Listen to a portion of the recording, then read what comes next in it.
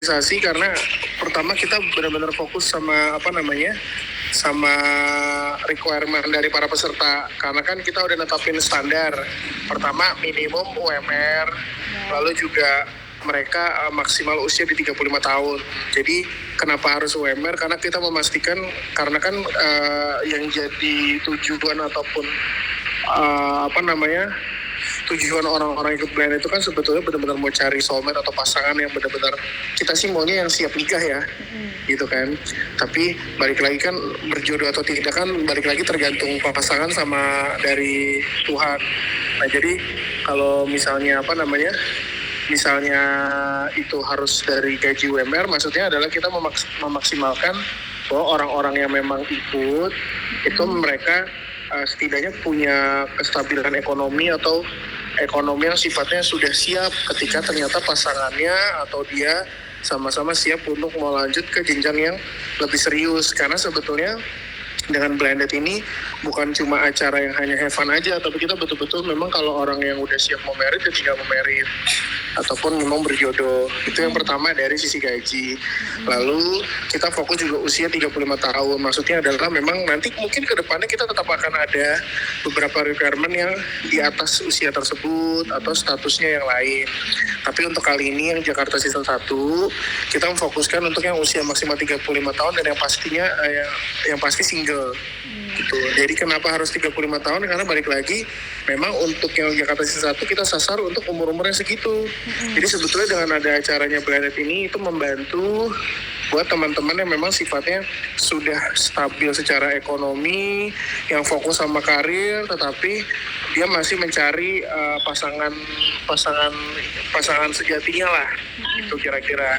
Jadi dengan adanya blended ini kita berharap dengan usia yang memang kita maksimalkan 35 tahun, kita berharap yang sudah matang, ekonominya stabil, itu bisa membantu mereka untuk saling menemukan seseorang yang benar-benar siap atau tepat mau diajak ke jenjang yang serius. Nah lalu juga kan kita ada requirement soal budaya, soal agama. Nah di situ sebetulnya komponen pelengkap yang sebenarnya itu kelihatannya tidak terlalu besar, karena kan negara Indonesia kan diversity ya, keberagaman. Tapi balik lagi sebetulnya hal-hal kecil yang seperti budaya itu juga sebetulnya mempengaruhi, karena kan banyak dari masyarakat luas itu kan dari budaya, dari agama banyak yang tidak lanjut karena memang tidak cocok dari segi budaya dan agama. Makanya kita coba filterisasi untuk para pesertanya, kalau memang bersedia beda agama ya nanti pasti di dalamnya ada yang beda agama. Kalau tidak bersedia nanti kita juga pastikan atau kita memaksimalkan para peserta tersebut ya, kalau bisa nanti isinya betul-betul yang memang concernnya hanya dengan agama tertentu. Kira-kira gitu. Terus filterisasi juga dari bagaimana teman-teman rumor itu untuk background checking, ngecek dari sisi Instagramnya, lalu ngecek dari sosial media. Kenapa sih harus teman-teman masukin foto pribadi sama foto Instagram ataupun akun TikTok? Sebetulnya untuk dari tim rumor itu untuk filter. Jadi kita mau ngecek dia mendeklarasi dirinya single, kita coba cek dulu di akun sosial medianya apakah memang benar-benar single atau ternyata punya pasangan atau bahkan sudah menikah. Kenapa? Karena takutnya ada hal-hal yang tidak diinginkan selanjutnya. Jadi betul-betul sebetulnya kita fokus untuk blended ini selain memang acaranya untuk mereka kenal dan punya pengalaman baru, tapi juga membantu seseorang yang memang ingin masuk ke jenjang selanjutnya dan benar-benar serius. Kira-kira itu sih untuk jawaban yang pertama ya. Iya, udah nih mantap banget. Lanjut banget. Yang kedua itu kan yang memastikan kalau aman dan nyaman. Jadi sebetulnya yang membuat berbeda dari blended kita ini adalah betul-betul sebetulnya karena kan kita pertama filterisasi, ya kan. Sisi amannya kan balik lagi amannya dari segi apa dulu nih. Kalau misalnya dari segi amannya ini yang kita tawarkan adalah amannya bahkan pada saat acara ketika memang sudah ada yang berjodoh atau sudah memang cocok, pulangnya kita tidak rekomendasikan untuk pulang bareng dulu. Karena kan balik lagi meskipun mereka kenal di acara kita, mereka tetap dianggapnya stranger, ya kan. Itu yang pertama. Lalu yang kedua, dengan di acara kita nanti kan ada briefing. Di briefing tersebut juga diberitahu. Jadi untuk hal-hal yang sifatnya privacy nanti jangan ditanyakan, atau misalnya betul-betul ibaratnya kita fokus pertanyaan-pertanyaan yang basicnya adalah betul-betul ke arah hubungan. Terus kita pastiin nyaman dan aman. Balik lagi blended kan gak common ya.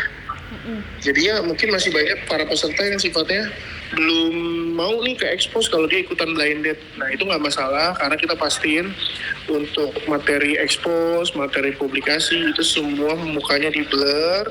Kenapa? Karena balik lagi biar mereka semua tuh fokusnya cuma di acaranya aja, nggak perlu khawatir kalau misalnya dia nanti tampil di mana-mana gitu. Dan beberapa hal. Jadi yang kita pastiin adalah ya balik lagi. Jadi dengan adanya filterisasi tersebut itu meminimalisir adanya hal-hal yang tidak diinginkan. Tapi balik lagi kan ya, namanya setiap manusia pasti ada beberapa hal yang mungkin ada kekurangan. Tapi dari sisi panitia mencoba untuk maksimal biar aman, nyaman dengan cara yang paling akhir tadi. Jadi ketika memang mereka sudah pulang, setelah selesai mekanisme acara, kami sangat tidak merekomendasikan mereka untuk pulang bareng. Karena balik lagi itu stranger kan. Gitu kira-kira. Dan nanti pada saat di acara juga nggak ada kontak fisik. Kita tidak perbolehkan kontak fisik. Mereka hanya bercengkrama, kita berikan waktu ngobrol, dan mereka juga nggak sendirian berdua, kita biarkan. Jadi betul-betul ada tim panitia melihat bagaimana rutinitas mereka ketika apalagi pada saat yang acaranya intimate itu kan dinner kan.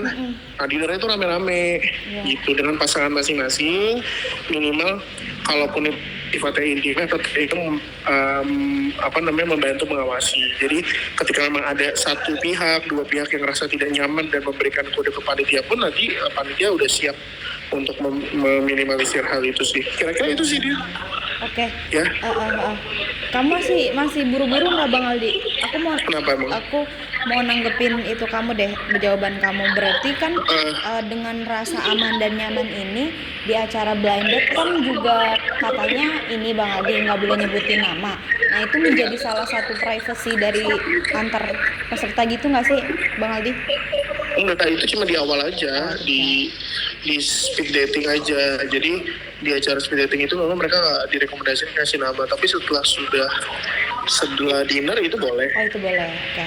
Iya, karena balik lagi sebetulnya selain dari keprivasian tersebut itu kan privasi untuk yang di luar. Tapi kalau untuk teman-teman yang ikut di blindednya ini, mereka kan mereka juga butuh dong kejelasan identitas si pasangan gitu kan. Minimal background di awalnya juga oke. Sama ini satu lagi Bang Aldi kan filterisasi. Nah filterisasi itu bagian dari keunikan blinded kita itu nggak sih Bang Aldi? Maksudnya kayak kan kita kan filterisasinya kan ketat banget nih. Nah ini tuh menjadi salah satu hal unik dari yang kita tonjolkan nggak sih menurut kamu? Iya, jadi yang kita tonjolkan fokusnya itu benar-benar ibaratnya kita cuma bukan butuh peserta, tapi peserta yang memang sesuai requirementnya udah sesuai kan, dengan kita background checking, dari bagaimana mereka komunikasi, lalu juga ada para peserta yang bertanyanya tidak sesuai kaidah atau ucapannya itu kurang baik. Misalnya nanya, ini boleh nggak sih kalau misalnya cari yang bodinya semok-semok aja, ceweknya segala macam, buat kita itu udah red flag. Jadi kalau udah jangankan ikut acaranya, baru bertanya kepada tim rumor, kepada admin aja pertanyaannya sifatnya sensitif dan tidak etis atau amoral, kita langsung blacklist dan kita nggak akan ajak di acara kita. Jadi benar-benar seketat itu sih memang.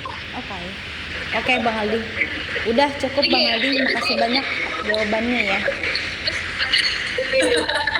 Oke. Ya, makasih Bang Aldi.